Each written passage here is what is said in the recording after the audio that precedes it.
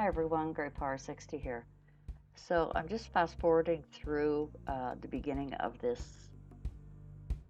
video to show you sort of from scratch how I put the oversized paper through my Big Shot and be able to use a die cut to make the circle or the oval shape that I have here. And I'll be showing you that in just a second.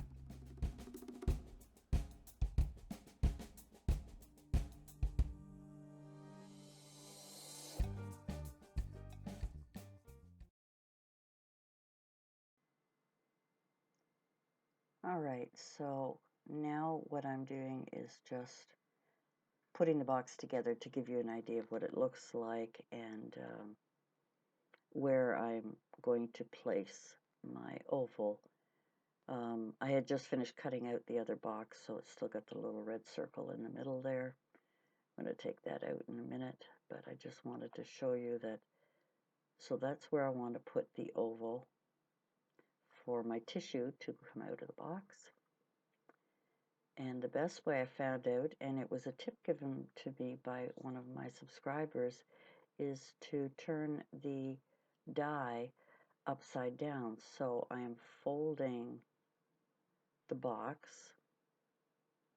and I'm placing a shim, just one piece of paper. You can use different things. I think a couple more layers of paper probably would be better so that it wouldn't leave an indent from the impression of the oval shape. So now I'm just measuring it to see how it will fit on my box, and what I'm doing is now flipping it over so that the cutting edge of the die cut is facing upwards instead of down. Usually we put the die cut down with the cutting part down, and in this case I've turned it upside down. Sorry, I had to move the camera over to get over to my big kick. So there it is again. It's going to go on there, and let's put it through the machine. I definitely need new plates, guys.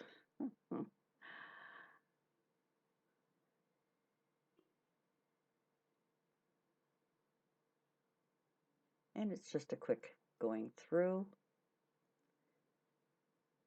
And we'll go back to the table. And you can see that it has cut through upwards. And sorry about that, I had to move the camera because it was the only way I could film this. Alrighty, so by flipping it open, now I can take the oval out, my die, the oval die that I have, and you can see how it indented and left an impression on sort of the shim page or the extra paper that I put in between. But you could put more than one. You can, you know, test it and see. I'm showing you there's a little bit of an indent on the side, but that doesn't bother me. This is just a sample. I should have tried one with maybe with some DSP, but I wanted you to see how easy it was to just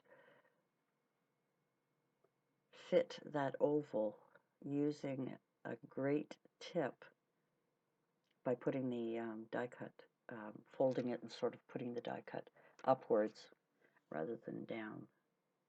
And it worked out pretty good, and I thought that was a really good tip.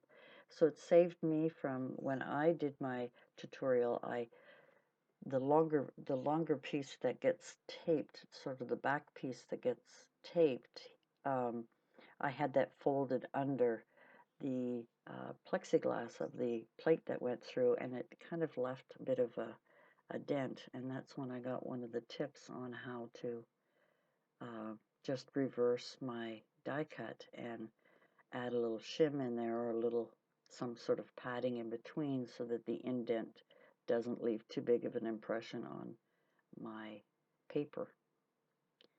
So now I'm just going to tape it all up together And that is it.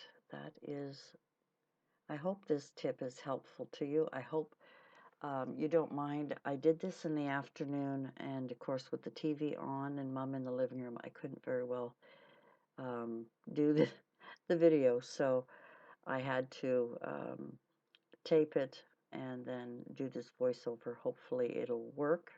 I'm new at this. I haven't tried it before, so we'll give it a try. So now we're just taping it all together. That's the part that I want to keep closed. One end, I always like one end totally taped down, and the other end so that we can refill the tissue when we're done. All right, guys, thanks for joining me today. I hope this is helpful to you. I hope you enjoyed this sort of silly voiceover. I'm, like I said, I'm new at this, so I'm hoping it'll work. This is like the 4th time I've tried this. Now I'm just showing you how you can cover it with DSP, and you won't even see the indentations anywhere. Alrighty, guys. Thanks for joining me. I hope this was a good tip for you. I hope you enjoyed it, and we'll see you again soon. Bye for now.